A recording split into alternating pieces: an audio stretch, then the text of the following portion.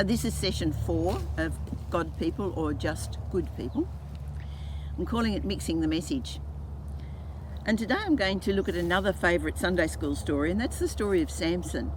Now, most of us probably remember Samson as one who had amazing strength and whose wife Delilah betrayed him by giving away the secret of his strength, that if they cut his hair they could capture him. A little bit more to it than that. Now, Samson came from the tribe of Dan, and the Dan were supposed to have settled the northwest part of Canaan. They were also supposed to have driven the Philistines out of the coastal plain, but they failed to do that, and they settled for living in the hills just to the east of the plain.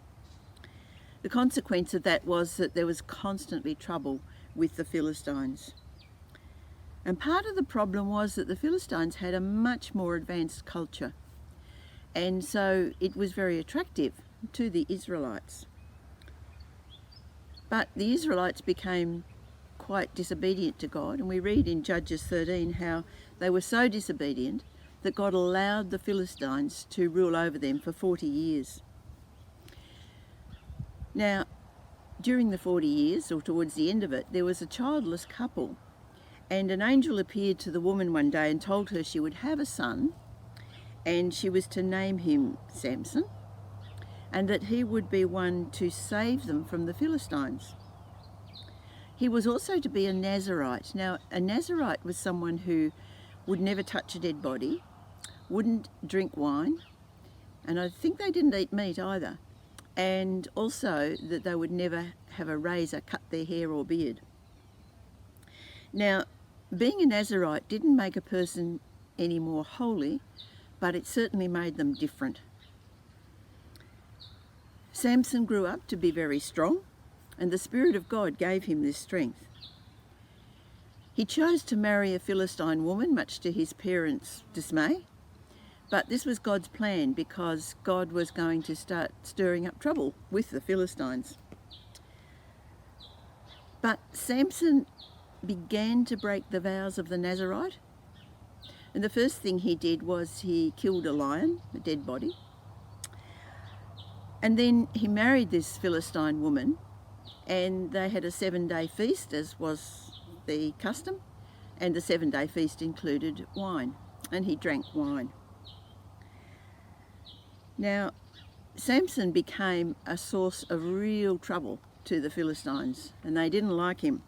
And the first thing they did was they turned on his wife, and they actually killed her and her family, and that just made Samson more furious and caused more trouble.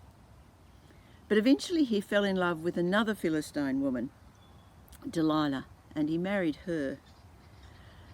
And by now the Philistines really wanted to get rid of him, so they pressed Delilah to find out what's the secret of this man's strength, because we just can't capture him. And Delilah tried and tried and tried. She niggled and niggled day and night until finally he gave in and told her that it's because no razor had touched his head. And so she soothed him off to sleep one night and got someone to come in and shave his head. Of course, he lost his strength. He was then held a prisoner. But of course, as a prisoner, his hair began to grow back, and eventually he actually killed many Philistines by making a temple collapse. But why did he lose his strength? Now, it really wasn't the cutting of the hair. There was nothing magic about the length of his hair. He lost his strength because he broke the vows that had been made to God. First in killing the lion, then in drinking wine with the wedding guests, and finally having his hair cut. So it wasn't the hair that did it, it was the disobedience to the oaths. See, Samson was supposed to stand out as someone quite different, but bit by bit he'd fallen into the ways of those around him, and so the power of the Spirit left him. And we really are faced with similar choices. Do we live in obedience to God, or do we start to compromise bit by bit with what's going on around us? Because we want to fit in.